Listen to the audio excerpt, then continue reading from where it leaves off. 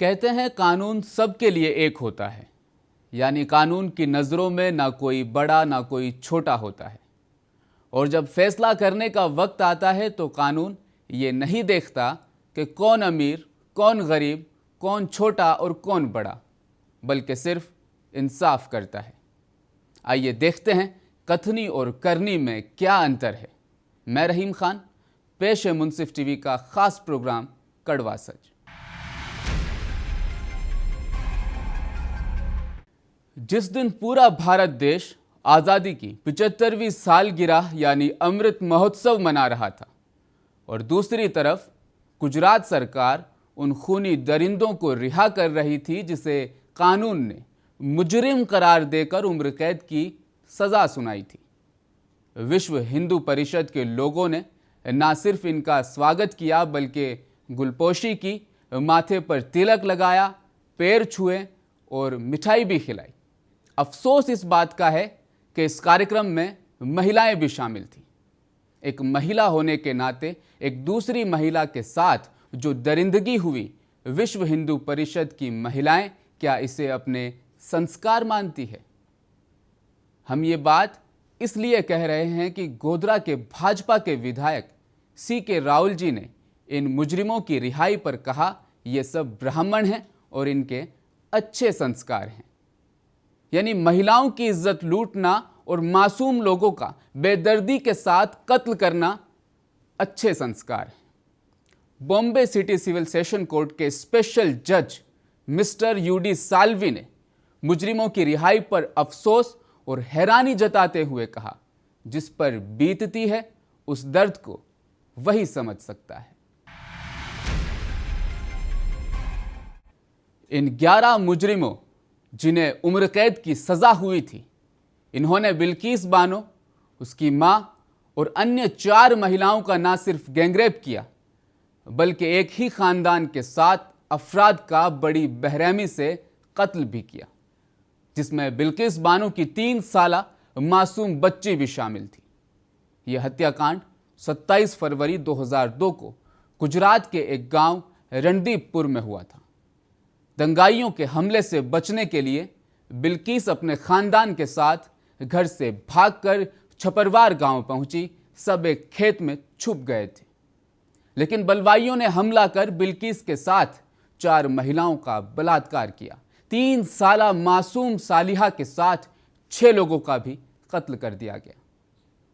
अपनी आंखों के आगे इतनी हैवानियत, इतनी शैतानियत देखकर और अपनी मासूम बेटी का कत्ल देखकर भी बिल्किस आज जिंदा है, ताज्जुब होता है। बिल्किस बानो वो महिला है जिसने इस अत्याचार पर सब्र कर खामोश नहीं बैठी बल्कि निडर होकर इन दरिंदों के खिलाफ आवाज उठाई, अदालत का दरवाजा खटखटाया, इंसाफ की गुहार लगाई। अदालत ने भी मायूस नहीं किया और 28 जनवरी 2008 को बंबई की स्पेशल CBI अदालत ने उन्हें उम्र कैद की सजा सुनाई। इस फैसले के खिलाफ मुजरिमों ने बंबई हाई कोर्ट और सुप्रीम कोर्ट में अपील भी की, लेकिन इन दोनों अदालतों ने उन्हें माफी नहीं दी। अब सवाल यह है कि गुजरात सरकार ने इन 11 मुजरिमों को माफी क्यों दी? आइए जरा जायजा लेते हैं कानून का भी। गुजरात सरकार ने 2004 में मुजरिमों की सजा की माफी की जो पॉलिसी बनाई थी, उसके अनुसार वो कैदी जिनका चाल चलन अच्छा हो, बर्ताव थोड़ा ठीक हो, वो कैदी जिन्होंने अपनी सजा से जायद सजा काट ली हो, जिनके घर की माली हालत कुछ ज़्यादा अच्छी ना हो और वो कैदी जो पेशेवर मुजरिम ना हो, ऐसी कई चीज़ों को देखते हुए उनकी सज़ा में माफ़ी दी जा सकती है। लेकिन 2014 में गुजरात सरकार ने इस पॉलिसी में जो तरमीम किया, उसमें साफ लिखा है कि 2 या 2 से ज़्यादा कत्ल करने वाला या फिर रेप या गैंगरेप करने वाला जो कन्विक्टेड हो, यानी जिसे सज़ा हो चुकी हो, यानी जो मुजरिम साबित हो चुका हो, उसे किसी भी सूरत में माफ़ी नहीं दी जा सकती। ये पॉलिसी गुजरात सरकार की है और इन्हें माफ़ कर देने में गुजरात सरकार ने खुद अपनी ही पॉलिसी की खिलाफ वर्जी की। क्या इन्होंने गैंगरेप नहीं किया? क्या 2 से ज्यादा अफराद का कत्ल नहीं किया? क्या देश की तीनों अदालतों ने इन्हें कन्विक्टेड करार नहीं दिया? फिर इन्हें रिहा क्यों किया गया?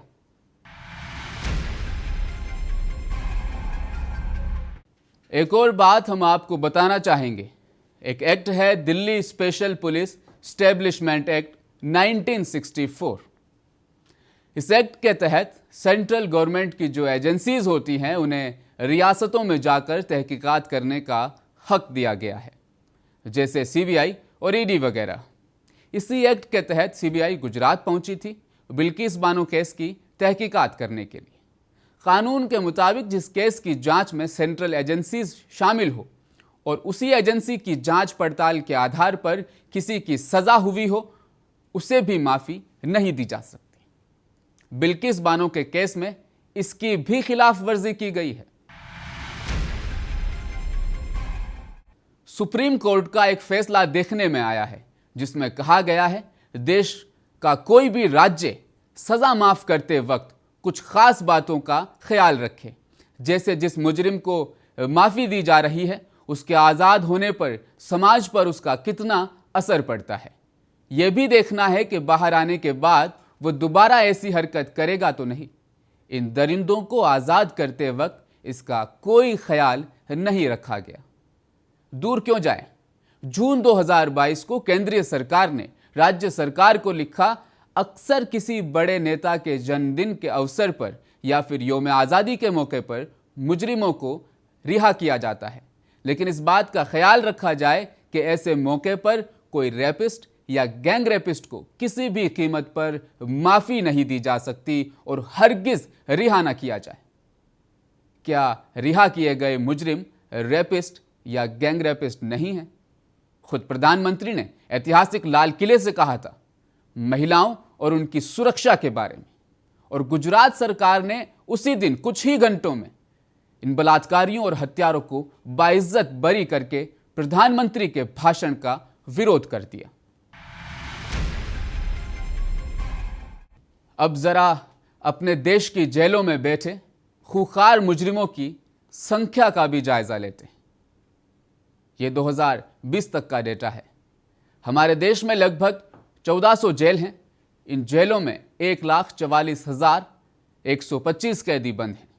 इनमें 55% यानी 80,000 के करीब वो हैं जिनको उम्र कैद की सज़ा मिली है। इनमें 65% यानी 52,000 पर कत्ल का इल्ज़ाम है।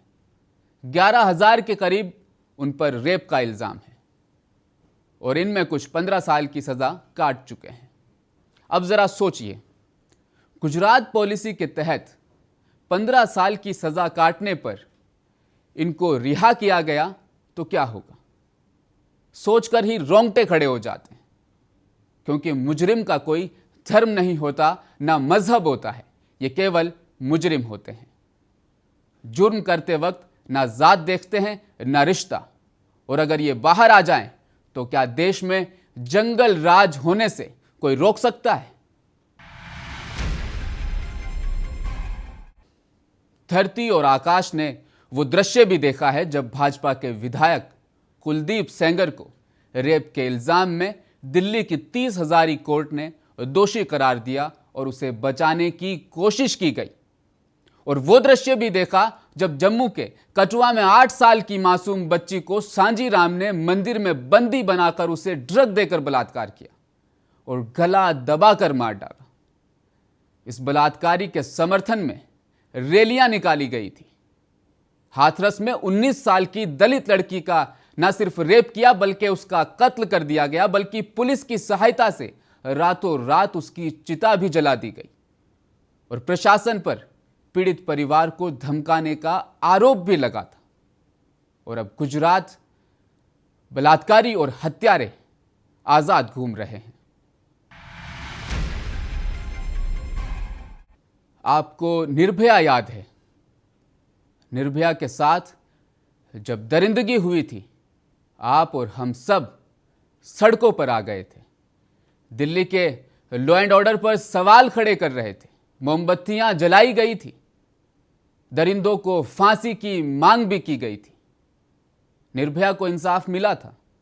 सोचा अब ये सिलसिला आगे नहीं बढ़ेगा। किसी के साथ अत्याचार हो, देश की जनता अब खामोश नहीं बैठेगी। लेकिन अफसोस, अब हर तरफ खामोशी है, सन्नाटा है। सोचता हूं, क्या ये वही देश है? क्या वही देशवासी है जिन्होंने निर्भया के लिए न्याय का युद्ध लड़ा था? नहीं ना। तो क्या मुझे एक सवाल पूछने का अधिकार नहीं है? एक सवाल पूछना है, क्या कोई बता सकता है क्या फर्क है निर्भया में और बिल्किस में? ये आज का कड़वा सच है।